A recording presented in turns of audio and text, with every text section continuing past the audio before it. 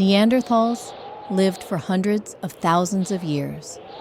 They survived the freezing cold of the Ice Age, hunted large animals, and buried their dead. But one day, they disappeared. Around 40,000 years ago, they were no more. Why? Science doesn't have one answer, only theories. But together, they paint an accurate picture of their disappearance. Neanderthals appeared and developed in cold conditions. The Ice Age was the norm for them. They were adapted to it. A sturdy body, short limbs, warm clothing made of hides, and shelters in caves. But even endurance has its limits. Around 45,000 years ago, the climate began to change, especially sharply. Within a short period, temperature fluctuations occurred. Sometimes it became warmer, then suddenly, a harsh cold returned. These changes hit the Neanderthals particularly hard. Their hunting depended on the familiar fauna: deer, bison, wild boar. When the climate changed, these animals left, and other unfamiliar ones took their place. The forests and landscapes were also changing. Places that used to offer shelter turned into wastelands. Vegetation disappeared. In a world where every day was a struggle for food, these changes could be fatal. Neanderthals did not store food, build houses, or have long-range weapons. They lived face-to-face with nature. And when nature began changing faster than they could adapt, they started to die out. Not instantly, but slowly.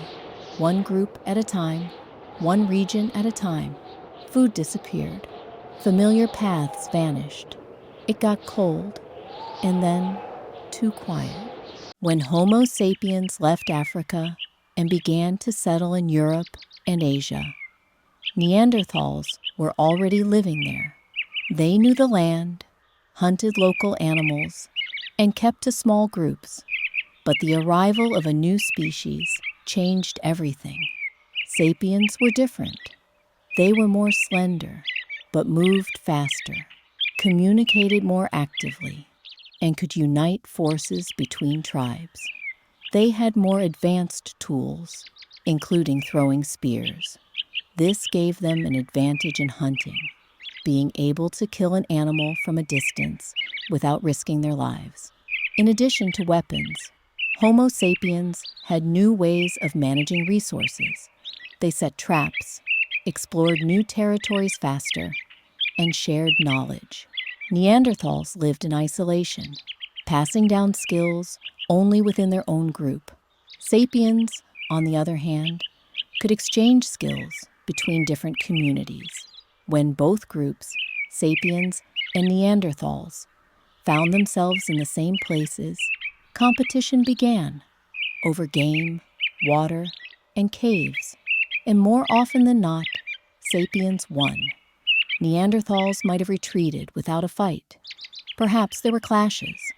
But even without war, it was enough that sapiens took the resources and left Neanderthals with fewer and fewer opportunities. For a weak and small population, this was a death sentence. Their world was shrinking. Sapiens were not the cause of their extinction, but they became the ones who took their place. Neanderthals were never numerous. According to estimates by scientists, at different times, there were only a few thousand to a few tens of thousands of Neanderthals across Europe and Western Asia. Their groups were small, 10, 20, at most 30 people. This meant that everyone was related. Tight family connections within the tribe led to a decrease in genetic diversity. This is dangerous. Children inherit the same weaknesses, immunity becomes vulnerable, and any disease strikes everyone at once. The smaller the group, the harder it is to recover after losses. If 3 out of 10 die during a hunt, it's a catastrophe. If few children are born, there's no future. If one group dies out, its knowledge and genes disappear forever. Sapiens were able to form alliances between different tribes. Neanderthals could not. They lived in isolation. When conditions worsened, they had neither a reserve of people nor external support, and that meant there was no way back. This is called a genetic dead end, when a species doesn't die out instantly, but simply fades away. With each generation, fewer healthy children, fewer hunters, fewer chances. Neanderthals didn't die in battle. They simply couldn't reproduce fast enough to survive. When Homo sapiens arrived in Europe, they brought not only new technologies and behaviors, but also diseases. As is the case today, when different populations come into contact, viruses start to spread. Only sapiens had immunity to these diseases, while Neanderthals did not. Even a common infection, harmless to one species, could be deadly to another. Neanderthals had lived in isolation for hundreds of thousands of years. Their immune system was not prepared for new pathogens, and now there were strangers nearby, with new microbes, bacteria, and parasites.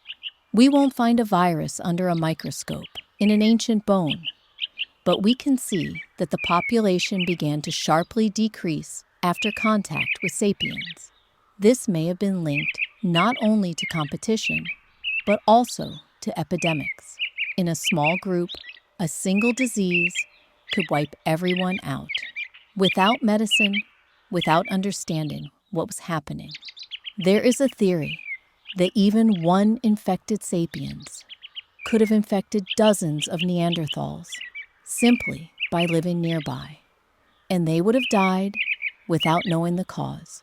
Combined with a bad climate and hunger, diseases became the final blow. It wasn't military camps that disappeared. It was families. Not by sword, but by fever. We will never know the names of these diseases, but they could have been more powerful than any weapon. Neanderthals didn't go extinct due to a single reason. There was no catastrophe, no explosion, or plague that wiped them out in a year. Their disappearance was the result of pressure from multiple fronts. The climate became unstable. Glaciers retreated and advanced. The number of animals decreased, and the familiar hunting routes vanished. Homo sapiens appeared. New competitors, faster, more technological, and adaptable.